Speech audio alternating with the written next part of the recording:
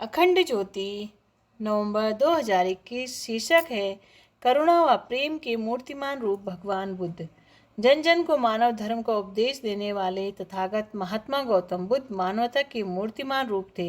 वे सत्य, अहिंसा, करुणा, प्रेम आदि दिव्य मानवीय गुणों के मूर्तिमान रूप थे। जो उपदेश वे दूसरों को देते थे उसका पालन वे स्वयं अपने जीवन में भी करते थे। इसीलिए उनके शिष्य उनके आचरण से नित्य कुछ नई नई चीजें सीखते थे। उनका जीवन एक खुली किताब की तरह था जिसे देख करके, जिसे पढ़कर शिष्यों को बहुत कुछ सीखने को मिलता था। उनके जीवन में जुड़े ऐसे अनेक प्रसंग और घटनाएं हैं जिनसे उनके व्यक्तित्व में बैठी हुई गहरी मानवता के दर्शन होते हैं। उन्हीं में से कुछ रोचक व प्रेरक घटनाएं यहाँ प्रस्तुत हैं। तथागत भगवान बुद्ध का परिनिर्वाण होने वाला था। वे अपनी नश्वर शरीर को छोड़कर इस संसार से विदा होने वाले थे। रात का अंतिम पहर था। अनेक भिक्षु भगवान की शैया को घेरे हुए बैठे थे। भिक्षु संघ को भगवान अंतिम उपदेश दे रहे थे। तथागत कह रहे थे, भिक्षुओं, बुद्ध धर्म और संघ के संबंध में यदि किसी भिक्षु को कुछ शंका हो तो पूछ लो। पीछे अफसोस मत करना कि तथागत हमारे सम्मुख थे, किंतु हम उनसे कुछ पूछ न सके। पर कोई भी शिष्य कुछ बोल नहीं रहा था, सब मौन थे। 3 बार तथागत ने कहा, किंतु फिर भी कोई भी भिक्षु पूछने को नहीं उठा। इस पर तथागत को शंका हो गई कि कहीं मेरे गौरव का विचार कर तो शिष्य पूछने में संकोच नहीं कर रहे हैं। अतः करुणा की प्रतिमूर्ति तथागत कहने लगे, शायद भिक्षुओं तुम मेरे कारण नहीं पूछ रहे, तो भिक्षुओं जैसे मित्र मित्र से पूछता है वैसे तुम मुझसे पूछो। ऐसा कहकर तथागत अपने आसन से उतरकर शिष्यों के पास भूमि पर आ गए। तथागत को चिंता थी कि कहीं उनका विशाल लोकोत्तर व्यक्तित्व शिष्यों के कल्याण में बाधक न बने। अतः वे उनके सखा बने, उनके पास आकर नीचे जमीन पर उनके साथ बैठे ताकि शिष्य संकोच भाव से उनसे पूछ सके। बुद्ध पुरुषों की यह विनम्रता ही तो मानव धर्म की आधार भूमि है। तथागत का यह व्यवहार उनकी सहृदयता और विनम्रता का परिचायक था। तथागत शिष्यों से कहने लगे, आनंद, मुझे कल्याण मित्र को पाकर जन्म धर्मा प्राणी काल चक्र से विमुक्त हो जाते हैं। इसलिए जो भी पूछना चाहो पूछ लो। तथागत की ऐसी कल्याणकारी बातें सुनकर सभी की आंखें भर आई। फिर तथागत ने मित्रवत भाव से भिक्षुओं से बातें की।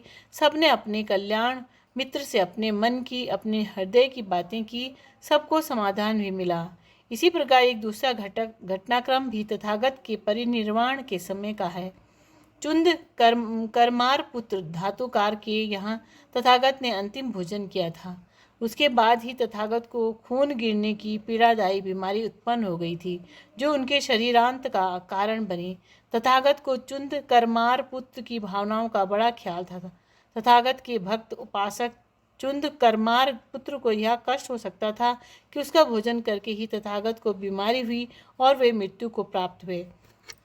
वे अपने भक्त, अपने उपासक के मन की पीड़ा, व्यथा और ग्लानि को मिटाना चाहते थे। इसलिए शरीर छोड़ने से पूर्व उन्होंने आनंद को उपदेश दिया, आनंद, चुंद करमार पुत्र की इस चिंता को दूर करना और कहना कि आयुष्मान धन्य है तू कि तेरे भोजन को करके तथागत परिनिर्वाण को प्राप्त हुए।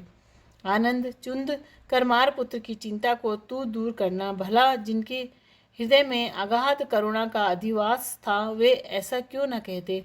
करुणा का कैसा लहराता सागर था तथागत का हृदय। कितना करुणाशील और क्रियाशील था तथागत का जीवन। जिस रात को उनका परिनिर्वाण हुआ और जब वे रुग्ण अवस्था में शैया पर पड़े हुए थे, तब उन्होंने रात के पहले पहर में कुशीनगर के मल्लों को उपदेश दिया। बीच के पहर में सुभद्र को और अंतिम पहर में भिक्षु संघ को उपदेश देकर बहुत प्रातः ही परिनिर्वाण का प्रवेश किया। यह सुभद्र कौन था जिसे मध्य रात्रि में उपदेश देने के लिए तथागत ने उस अवस्था में भी समय निकाल लिया। सुभद्र एक परिव्राजक था जो अपनी कुछ शंकाओं को लेकर उस रात भगवान गौतम बुद्ध से मिलने पहुंचा, पर आनंद ने उसे मिलने से रोक दिया और कहा, सुभद्र, तथागत को तकलीफ मत दो, भगवान थके हुए हैं। भगवान ने आनंद की बात सुन ली। उन्होंने आनंद से कहा, नहीं आनंद, सुभद्र को मत मना करो, सुभद्र को दर्शन पाने दो। वह परम ज्ञान की इच्छा से कुछ पूछना चाहता है। तकलीफ देने की उसकी इच्छा नहीं है। पूछने पर मैं जो उससे कहूँगा उसे वह जल्दी ही जान लेगा। मध्य रात्रि में उस अवस्था में सुभद्र को भी तथागत से उपदेश सुनने का सौभाग्य मिला। अधिकारी शिष्य को उपदेश देने के लिए तथागत के पास कोई असमय न था।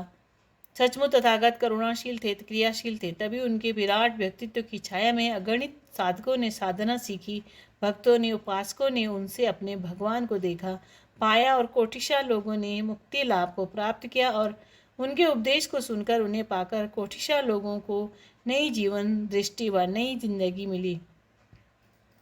तथागत बुद्ध के जीवन की अंतिम रात्रि का संपूर्ण घटनाक्रम अनेक साधकों के लिए आज भी प्रेरणा का प्रसंग है और अनेकों को नई दिशा देता दिखाई पड़ता है। शिक्षाप्रद प्रसंग। एक ब्राह्मण दान की याचना करने हेतु धर्मदास युधिष्ठिर के पास पहुंचे। राजकीय कार्यों में व्यस्त युधिष्ठिर ने उन्हें दूसरे दिन आने को कह दिया। वहां उपस्थित भीमसेन को यह बात उचित न लगी। धर्मराज के कार्यों में विघ्न न डालते हुए वे शांतिपूर्ण ढंग से बाहर आए और तत्काल ही सेवकों को बुलाकर सभी को मंगल वाद्य बजाने की आज्ञा दी और स्वयं भी दुधुम्भी बजाने लगे। असमय मंगल वाद्यों की आवाज़ से राजमहल गूंज उठा, जिसे सुनकर स्वयं युधिष्ठिर भी हतप्रभ थे। वे तुरंत ही कार्यों का विराम देकर बाहर दौड़ आए।